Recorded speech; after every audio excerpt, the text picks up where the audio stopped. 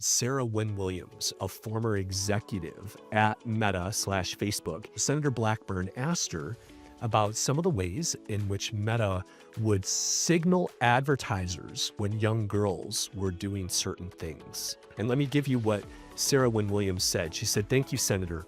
One example is that Meta was targeting 13 to 17-year-olds. It could identify when they're feeling worthless or helpless or like a failure, and it would take that information and share it with advertisers. One of the things that advertisers know is that when people don't feel good about themselves, it's a good time to pitch a product." And what the company was doing was letting these advertisers know that 13 to 17-year-olds were feeling depressed and saying now is a really good time to serve them an advertisement. Or, and get this, if a 15-year-old girl would delete her selfie, now is a really good time to try to sell her a beauty product. That is insane.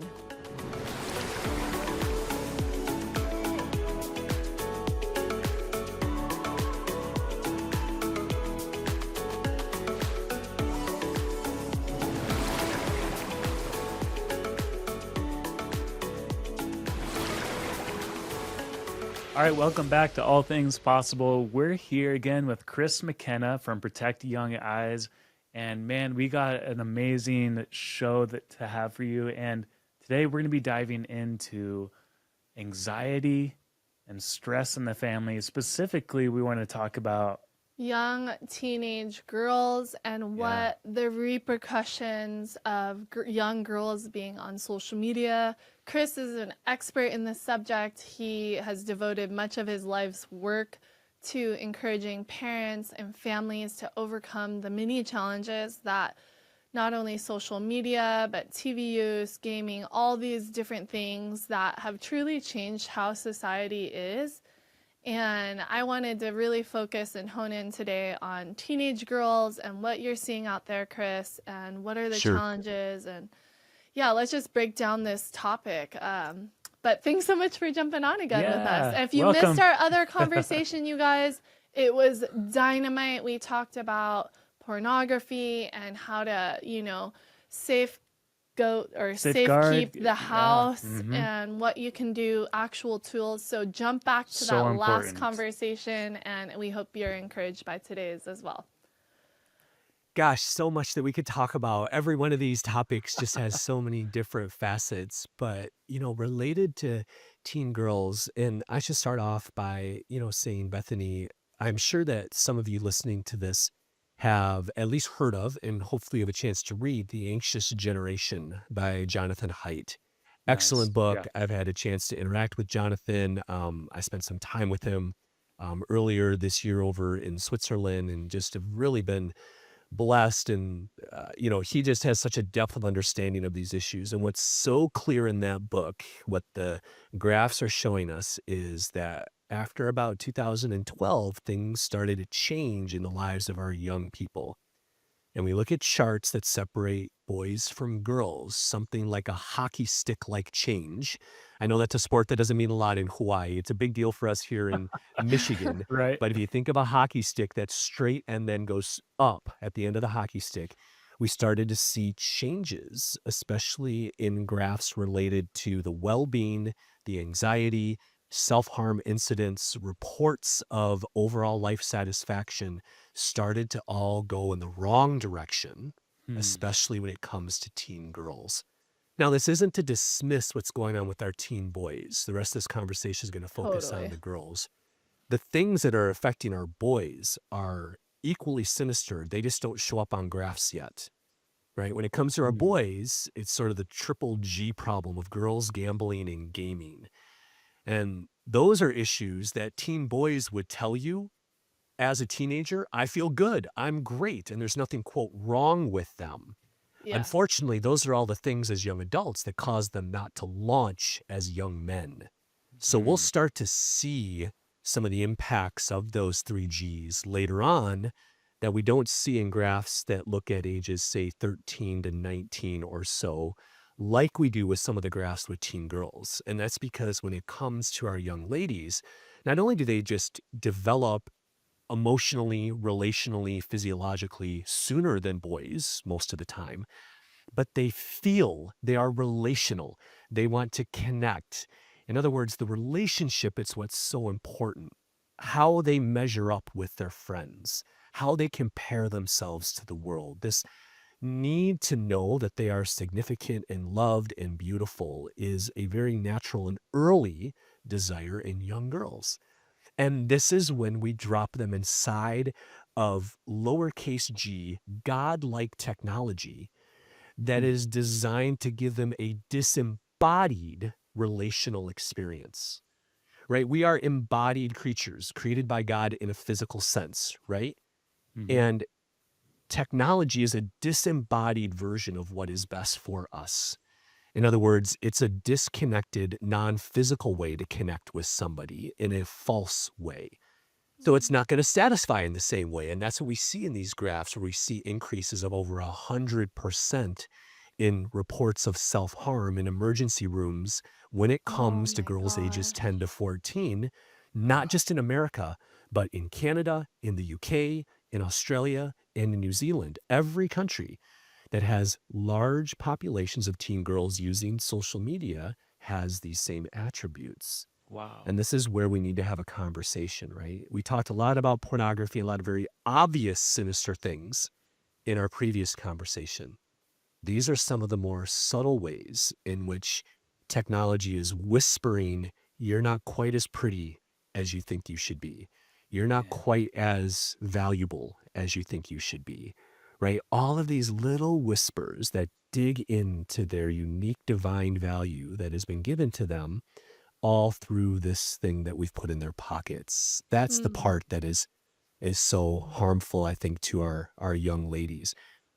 If I could just share a quick quote from a friend of mine. So Dr. Jim Winston, he's a clinical psychologist. He has over 20 years of experience as an addiction specialist. That's his job. He has done this for decades.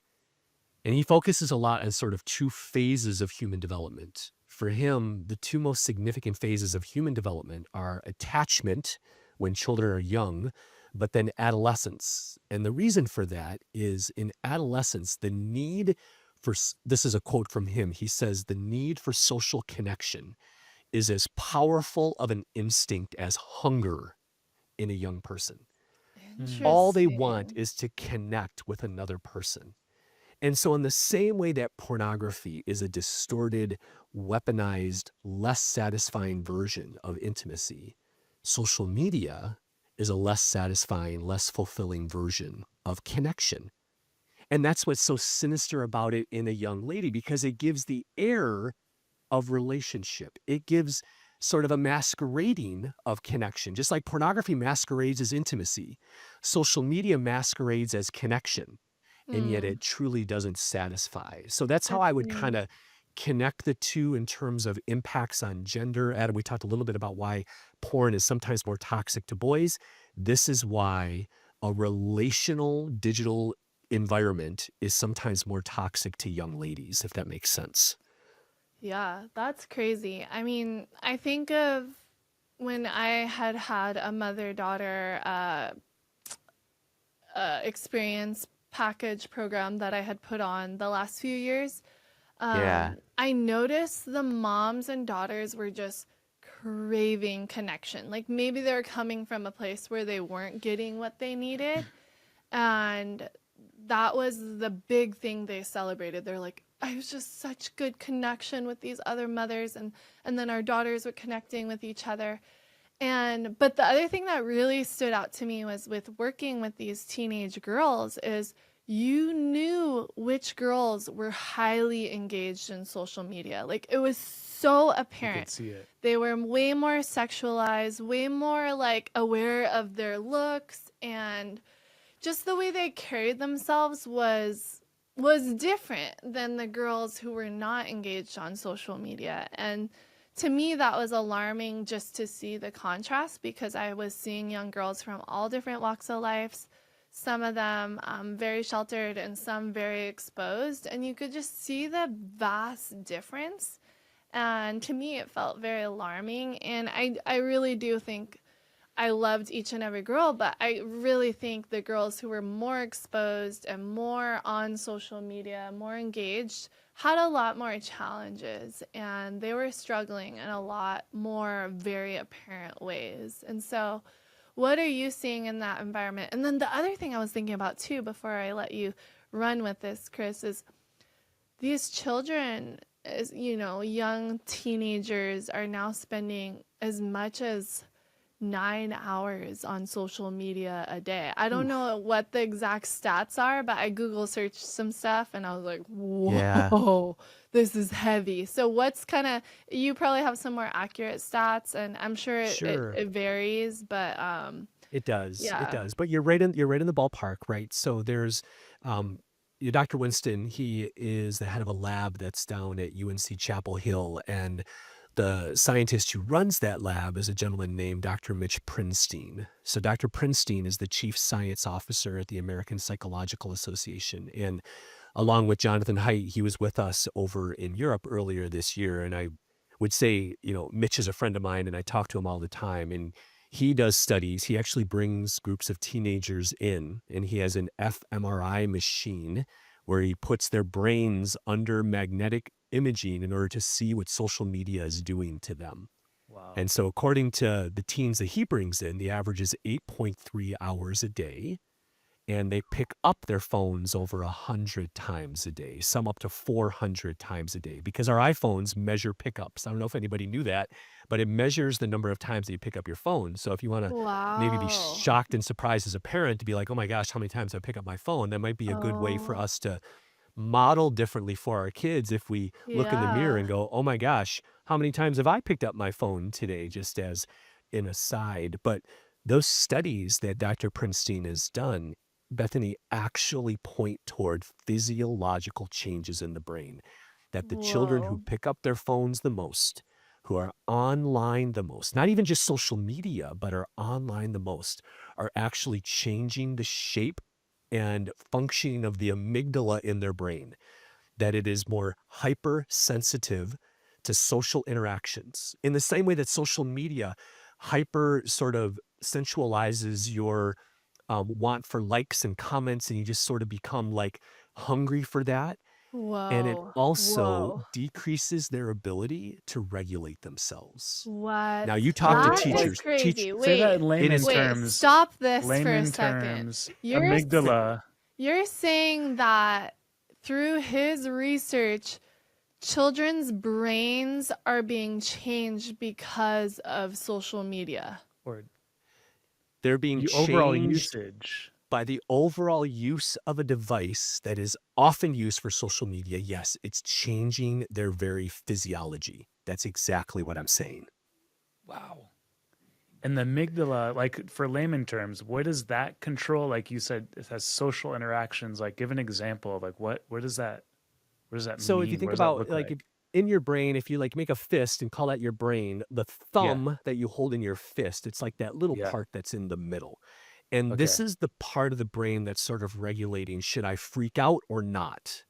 Should I Okay. freak out or not? So think of it as kind Oh, of a fight or flight sort of mechanism. It's Hmm. letting you over time figure out how to make decisions about what you should and shouldn't respond to.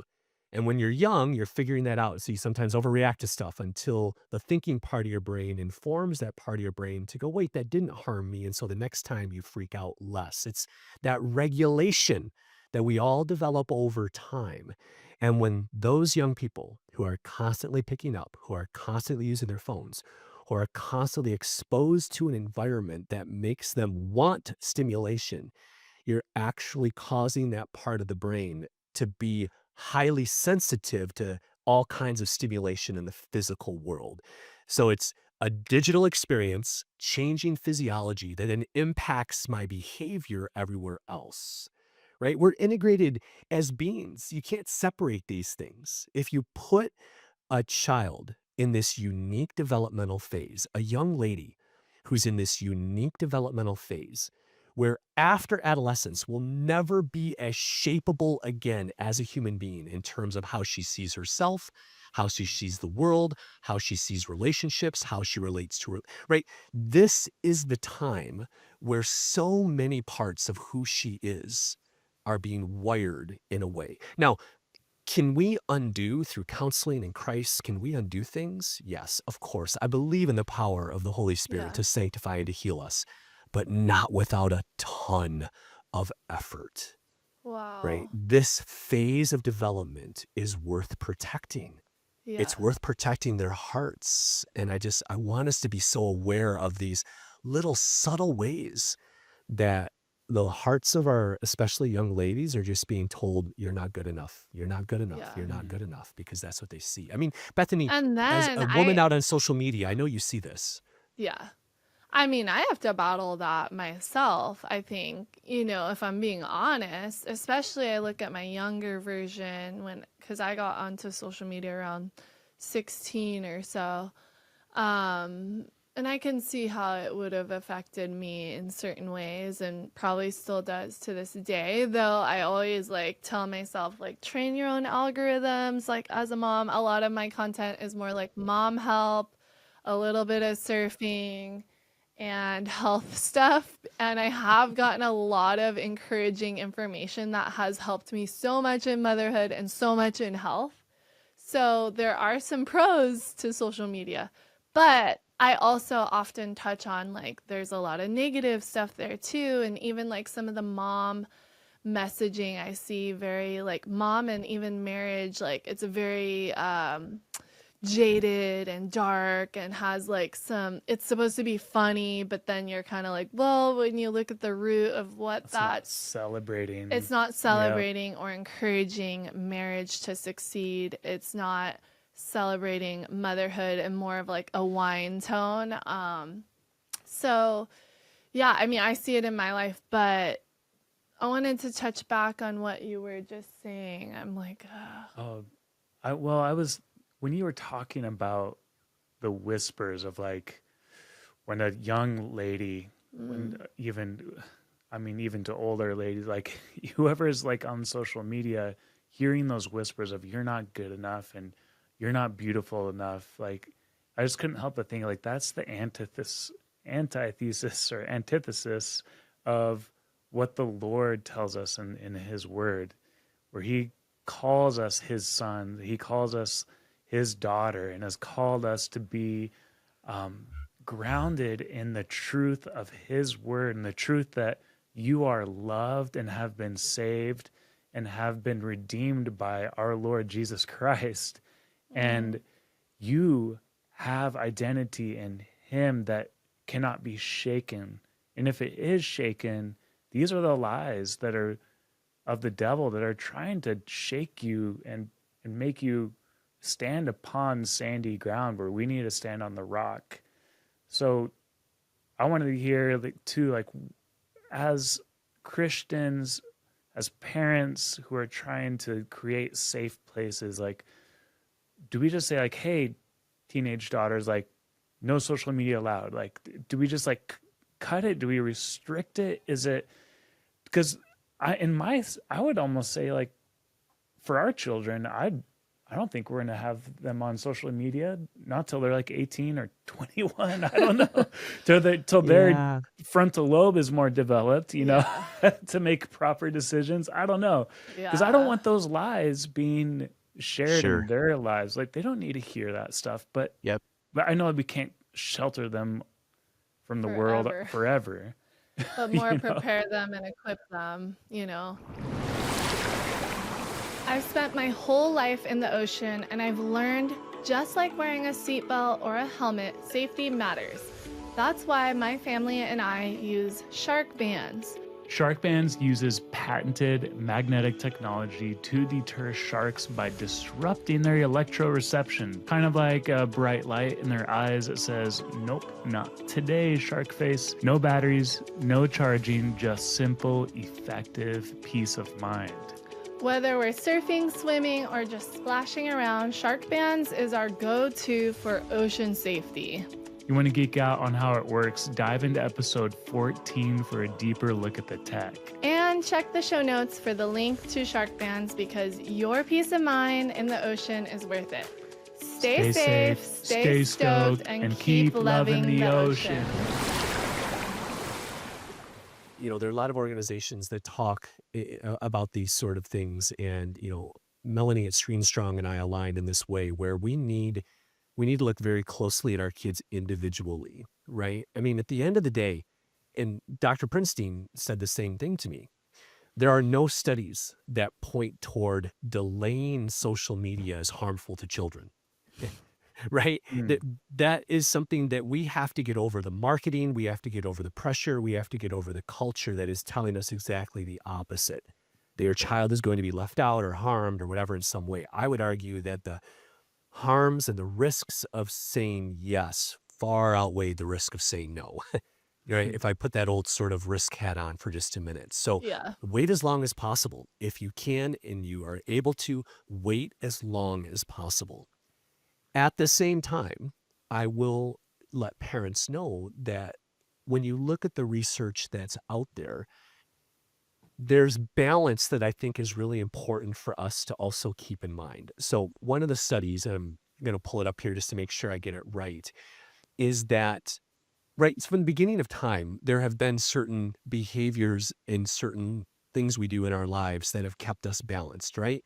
Whether it's time outside, prayer, meditation, friends and family, all of these very intentional things, surfing, right, Bethany? For me, it's running without headphones on. These are things that I do to find balance and calm. And one of the studies that I think is really fascinating that just points towards the significance of real human connection is there was a study out of the UK that showed the one exception. So for young girls, teenage girls, not young, but teenage girls who were high users of social media, who also had amazing in-person relationships, and they spent time with their girlfriends, IRL, in real life with their girlfriends, they were mostly successful in offsetting many of the negative impacts of social media. Mm. Right? So what that tells me is that we need to still, it's social media often is taking away time from the things that really do keep us healthy, that really do keep us balanced. And we need to keep doing those things. Does every 16 or 17-year-old that uses social media become somebody who self-harms, who is anxious and depressed? They don't, right? I have to be honest about that. They don't. Would I prefer they weren't on it? Yes. But not everyone that uses it becomes those things. And from a risk perspective, the risk of them not becoming those things, if they have social media, means they also still have those other things in their lives, which is why as parents, it's so important to keep encouraging that activity, to keep encouraging those friendships, to keep encouraging experiences that keep them embodied, that keep them connected, that keep them moving, all of these things that created human beings need that social media doesn't naturally give us. Hmm. So that's what I would say. I just think it's important to keep those things in mind.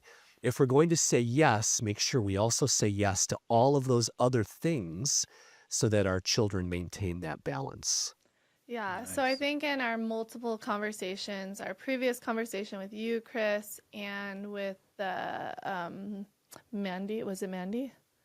Melanie Melanie, with Screen Strong. Melanie at Uh-huh. Screen Strong Yep, is this need for connection. that's But right. I always want to bring up too is like I think to remember as parents, like we are the leaders of our family and our household. And so That's right. if you feel like you can't tell your child no and make the kind of decision on their behalf, I think that is an issue in itself that you have to kind of question and break down of like, whoa, like my child's not letting me, when I believe this would be the best decision for them. That's right. So say you have a 14-year-old and they're like, there's no way you're letting me off of social media. Like I'm going to be on social media. Like maybe at this point they're so established and they're just headstrong. Like what do you say to that parent who's feeling like, I don't think I can pull it off? I would say exactly, I think the path you were heading down. So the illustration that I sometimes use, and this comes from one of the founders of the smartphone free childhood movement over in the UK, which has been so powerful recently, is she said, if you're in an airplane and the pilot is flying the wrong direction and then realizes he or she is flying in the wrong direction, what do? They turn around and go in the right direction because that's what a good pilot does. For the benefit of the passengers, that's what a good pilot does. Parents, you are the pilot of your home. with the Lord as our lead, if the best thing for your child is to rip the snake that's biting them out of their lives, then please rip the snake out of their lives. Yeah. The Beautiful. pain that you might experience for a little while that may be throwing a fit, that could be anger, that could be whatever it is. The short-term pain you feel as a family in that experience is less than the long-term pain and harm that will happen to that child. If they're exhibiting some of the behaviors that are giving you concern as a 14-year-old, imagine how 5 more years of that will manifest as a 19-year-old, right? That's So intense. put Yeah. up with the short-term pain to think about, because here's a statement that I think sometimes makes parents sort of pause. Adam and Bethany, we are not responsible for the current happiness of our children. We are responsible for their long-term holiness. Hmm. We must make digital decisions that are oriented toward holiness instead of happiness. Decisions that are setting them up for success. I love that encouragement. It's like at the end of the day, we're here to inspire our children to know that God's grace and love is sufficient for them, and that the life He calls us to is so much better than whatever social media might bring our way or whatever the world has to offer. And it's just such a blessing to know and be loved by God and to live our life with that knowing. And I look back at little 13-year-old Bethany when she lost her arm, and my strength was I had amazing connection with my family. And even more important than Yeah. that, my life was already being built on rock foundation that God brought my way. And I believe that God had a good and beautiful life for me despite the chaos that I was facing. And so I know that in my life, like having God in my life and knowing His grace is sufficient for me in all my imperfections, that helps me to keep stepping forward and keep, going against the grain when sometimes it feels kind of hard. That's right. And it is going to be hard. And I think we just have to acknowledge that as a parent and admit to ourselves, I need to make a hard decision. And we have to look in the mirror and say to ourselves, you know what, for a little while, this is really going to suck. God, help me through this time. Holy Spirit, give me the patience and the perseverance, because I know that this isn't just my child, this is your child. And I Yeah. know you want what's best just like I do. And that's the spiritual side. I know in the previous episode, we talked about this kind of both spiritual and practical. The practical side of this that I don't want us to forget is that Bethany and Adam, we are battling against algorithms and companies and a business model that truly does not care about our children, Hmm. And it's right? addiction too, right? It doesn't care. In fact, at the time of us having this conversation, it approximated when Sarah Wynne Williams, a former executive at Meta/Facebook, she came forward. She just published a book, Careless People. And it was this behind the scenes tell all story of her being an executive, like on the private jet with Zuckerberg, with Sheryl Sandberg, the COO, and others, when all these decisions are being made. And I encourage every single parent to get to like an hour and 3 minutes into the testimony in the U.S. Senate Judiciary Committee to listen to her response to Senator Blackburn. So Senator Blackburn asked her about some of the ways in which Meta would signal advertisers when young girls were doing certain things. And let me give you what Sarah Wynne Williams said. She said, "Thank you, Senator. One example is that Meta was targeting 13 to 17-year-olds. It could identify when they're feeling worthless or helpless or like a failure, and it would take that information and share it with advertisers. One of the things that advertisers know is that when people don't feel good about themselves, it's a good time to pitch a product. And what the company was doing was letting these advertisers know that 13 to 17-year-olds were feeling depressed and saying now is a really good time to serve them an advertisement. Or, and get this, if a 15-year-old girl would delete her selfie, now is a really good time to try to sell her a beauty product." Oh my Wow. goodness. So they're upping their financial gains That's right. through this means of like algorithm and paying attention to what the young girl is up to. That is The, insane. that is. So that they know that young girl taking down a selfie is questioning her worth because she doesn't like the picture. She maybe doesn't think that she's pretty enough. Let's tell an advertiser to put an ad for a beauty product in front of her in that moment of vulnerability. That is what these companies are doing. So the moment that you as a parent feel as though you can't take it away or you don't have the power, the courage, the ability, I want us to just really understand some of the evil that we're up against. And all the parents listening to this, I know that you would never want that evil intentionally in the lives of your kids. If the best thing for them is to not have it, then get it out of their lives. Yeah. Get it out of their lives. Yeah. So,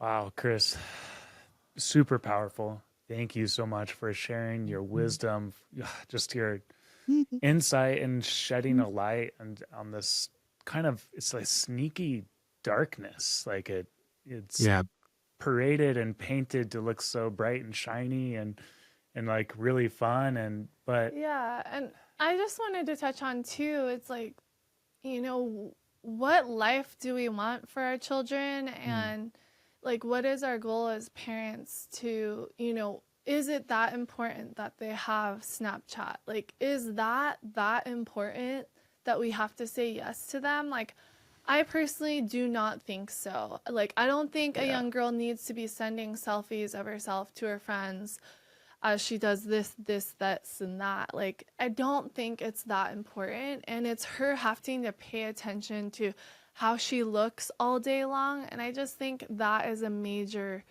issue in itself. And it's not the life that God calls us to. And I just can't stop thinking about this young girl. We're at Pipeline on the North Shore of Oahu.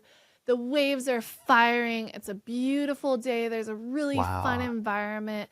Lots of sweet children to be playing with. And there's this 13-year-old girl who lays on the couch, hardly interacts with anyone. She scrolls her social media for 6 hours. you literally documented. I saw literally, it. like, I have guilt that I never tried to be like, hey, want to come hang out with us? Like, I should have done that, but I was competing that day, so I was kind of in focus mode. But I just couldn't help but notice, because anytime I see young children on devices, I'm always like alarmed and kind of a little agitated. Or just the other day, I see a father and son driving, and the son has his headphones on and he's in tune with his phone, and the father is driving in silence by himself. And I'm like, this young man needs his father more than ever right now. Yeah. And instead, there's no connection. There's distance. The kid's in a different world than his father. And this is all too common, all too normal, we are more disconnected maybe than ever. Yeah. Hence the anxious, addicted, insecure generation. And so we hope this gets you to stop in your tracks or send this to your friends so that you can get all your mom friends aligned, so that all the children are aligned. And Chris, you mentioned something about something going on in England, but I saw this school just banned phones, and they showed the before and after of these children. They're walking around school looking at their phones, and then they share the after, and there's these children engaged with one another, playing, doing hacky sack, like having an amazing time. And it truly is a stark difference when you have children on devices and children in creativity, flow, engaging with people, relationship with their father, their mother, true connection with friends. It's just a better society, I think, when children are off devices. This is one of the core reasons we started this podcast. True. Was to be intentional and bring up these tough conversations to fight for the right thing for your family. Bring awareness. Bring awareness, and let's talk about this and bring tools to overcome these challenges and shed a light on the cultural norms that are actually tearing apart, not just families, but affecting your brain. The brain, changing to a physiological level. Brain. Yeah, we need to. Yeah, so thank you, Chris, for having this conversation with us. I And- hope it blesses everyone who's listening. And Chris, before you go, can you share with everyone what you do at Protect Young Eyes? And we will have everything Sure. linked in the show notes, so there will be a ton of resources. But yes, thank you so much, Chris, and share with us what you and your team do at Protect Young Eyes. We're so grateful for the work you're doing. No, thank you so much. Everyone just, come to the website, protectyoungeyes.com, and it'll lead you sort of down a journey. There's a start here. You can sort of walk down the path. You'll see that we have conversations that we do live with parents and students. I have a team of presenters that travel the country. We do a community where we take care of tech support, help families deal with these tough issues, right, who need this help. We have content that's a lot of free out there, device guides, how to set things up step by step. And we also have courses that parents can take. Not everybody can come to a live conversation, so you can do things on demand. We just want to stand in that gap, again, between technologies that don't care about our kids and families who are trying their best. We just want to give them as many tools to step by step get this stuff done. So start at the website, and that'll help as much as possible. So Wow. Epic. Thank you. Thank you so much, Chris. Aloha. Till next time, likewise, take care. take care. Wow, you guys, I am so fired up by that conversation. I hope you're encouraged. I know it can be kind of a more downtroddening sort of conversation, but it's something we need to be open and like on top of. So I hope that you can take the right steps to provide what your family needs in this area. And we're cheering you all on. The Lord is on your side. You got this. Moms, you don't have to live in fear. The Lord calls us to trust in Him in all things. So let's overcome together as a family, as a community. And if you enjoyed this episode and any of our other episodes, we ask that you please like and subscribe and pass on this episode to anyone who you know needs to hear it. Lots of love and aloha from Adam and I at All Aloha. Things Possible.